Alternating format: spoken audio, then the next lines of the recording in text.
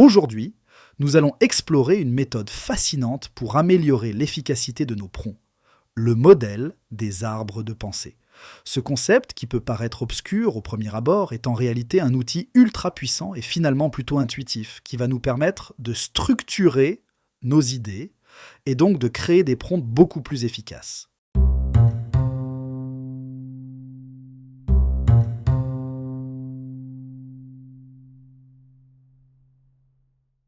Je vais commencer par définir ce qu'est un arbre de pensée. Imaginez un arbre avec ses branches qui se ramifient.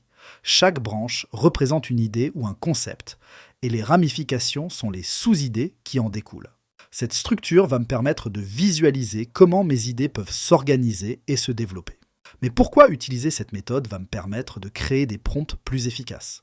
Eh bien, lorsque nous travaillons avec l'intelligence artificielle ou que nous créons du contenu, la clarté et la structure de nos prompts sont cruciales. Les arbres de pensée nous aident à organiser nos idées de manière logique et cohérente, ce qui se traduit par des prompts plus précis et donc plus productifs. Prenons un exemple concret. Supposons que nous voulions créer du contenu pour parler de la révolution industrielle.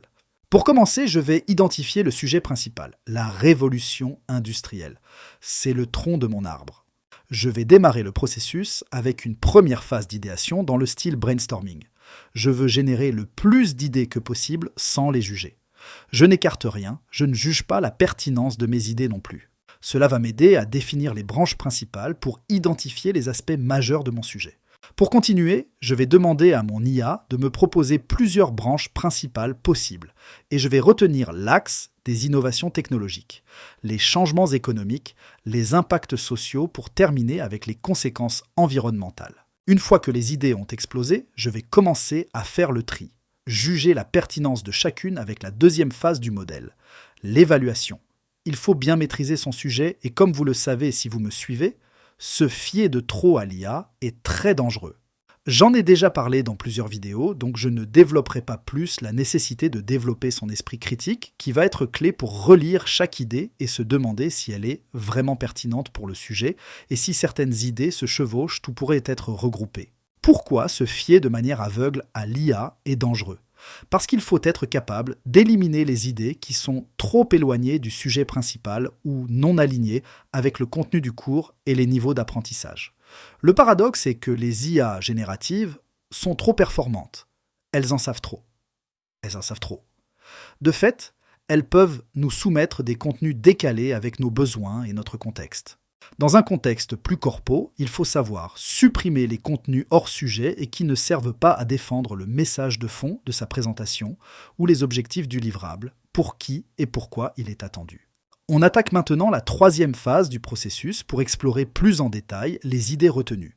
Je vais pouvoir développer les sous-branches. Pour chaque branche principale, cela va me permettre de créer des ramifications. Par exemple, pour les innovations technologiques, je vais demander à mon IA de me faire plusieurs propositions et je continue ainsi de suite pour identifier d'autres ramifications qui vont documenter ce que je pourrais avoir besoin de dire sur la machine à vapeur et ainsi de suite. Maintenant que mon arbre est pas mal dense, je vais demander à mon IA de m'aider à identifier les connexions. Je vais en effet avoir besoin de chercher des liens entre différentes branches. Par exemple, l'innovation de la machine à vapeur, branche technologique, a eu un impact direct sur les changements économiques et sociaux. Je sais maintenant sur quoi faire travailler mon IA générative. On termine avec la quatrième phase qui va me demander de prendre des décisions pour finaliser la structure de mon arbre et valider ce que je vais inclure dans mon prompt. Je vais ainsi pouvoir le rédiger pour qu'il soit à la fois précis et structurant. Mon prompt va alors pouvoir générer le contenu dont j'ai vraiment besoin.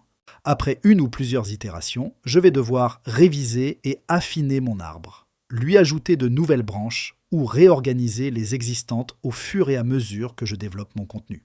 Alors, pourquoi cette méthode est-elle efficace ?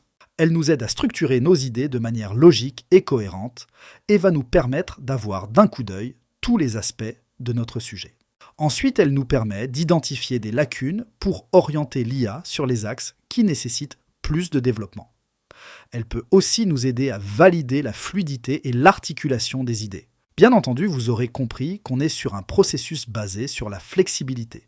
Je peux facilement ajouter, supprimer ou réorganiser mes idées pour créer des liens qui ont du sens. L'arbre de pensée m'aide donc à identifier les connexions entre différents concepts.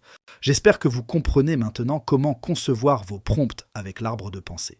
Si vous utilisez une IA comme Claude 3 Haiku pour vous aider dans son élaboration, alors c'est jackpot. Là où je suis encore aujourd'hui bluffé, c'est sur sa capacité à identifier les connexions et travailler une architecture organique pour avoir un prompt A+.